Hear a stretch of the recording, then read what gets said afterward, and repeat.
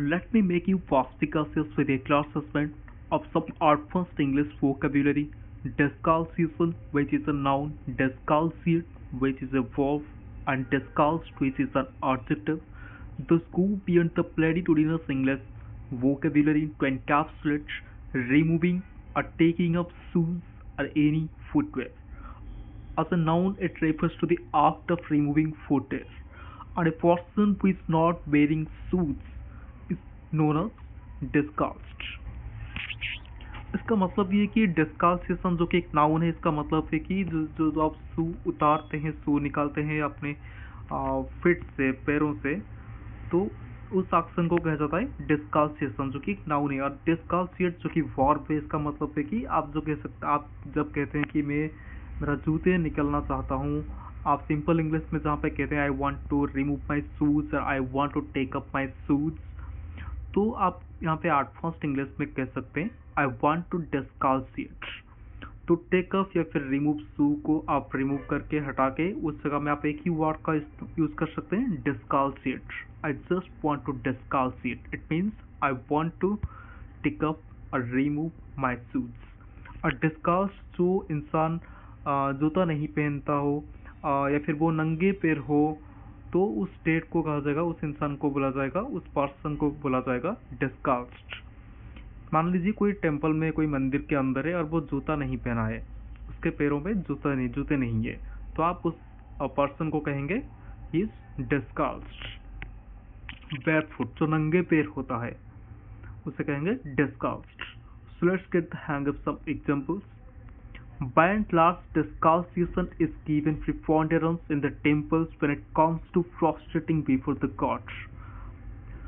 By and large means आमतौर पे discalciation, the act of removing or taking up shoes. तो जूते निकालने को is given preponderance, उसे बहुत ध्यान दिया जाता है, उसे गुरुत्वपूर्ण, उसे इम्पोर्टेंस दिया जाता है. is given preponderance in the temples, तो मंदिरों में जो जूता निकालना होता है उससे बहुत ध्यान में रखा जाता है, उससे बहुत इम्पोर्टेंस दिया जाता है कि मंदिर में कोई चप्पल पहन के या जूते पहन के मंदिर में एंटर नहीं कर सकता है, तो इससे बहुत इम्पोर्टेंस दिया जाता है, इसके ऊपर बहुत ज़्यादा ध्यान रखा जाता है.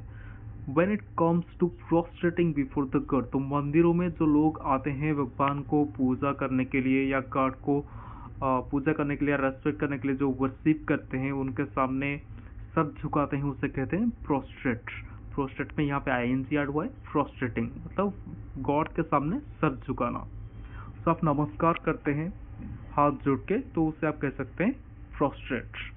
When it comes to prostrating before the god, तो भगवान के सामने जब सर झुकाना होता है मंदिरों में, तब जो जूते ना पहनने को, इसको बहुत इम्पोर्टेंस दिया जाता है. मतलब आप जूता पहन के अंदर जाके भगवान के पास आप नहीं जा सकते.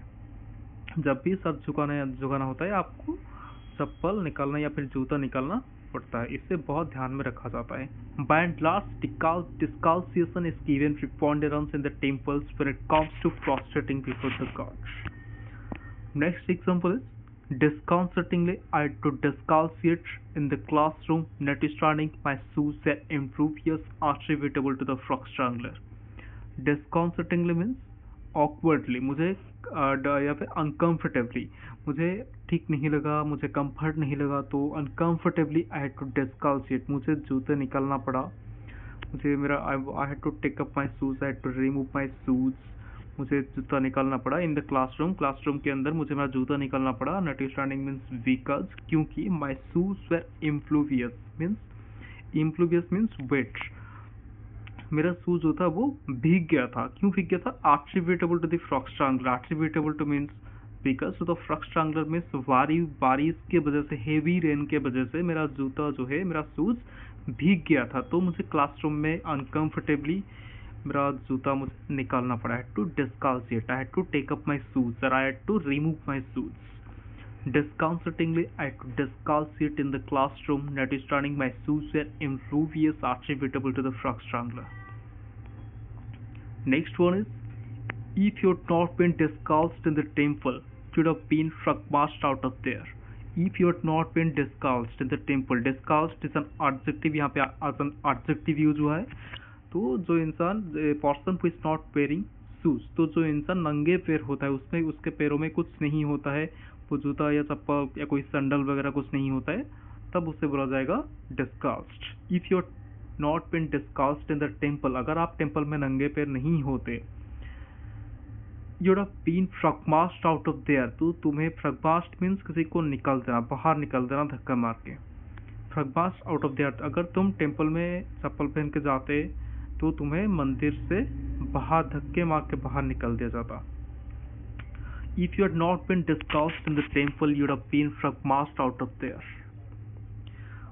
Last one is axiomatically the students are supposed to be discalced in my frontistry. Axiomatically means obviously or of course the students are supposed to be discalced. In my frontistry means institute. तो मेरे institute में जो class होता है, सब students entry करते हैं मेरे क्लास में, तो वहाँ पे उन्हें जूते पहनने के लिए अलाउड नहीं है। मेरे क्लासरूम में जो भी सब एंटर करते हैं उन्हें बोला जाता है कि शू बाहर रखना होगा, आपको क्लासरूम के अंदर नंगे पैर आना होगा, बिना कुछ पहने पैरों पे बेयर फुट आपको आना होगा क्लासरूम में।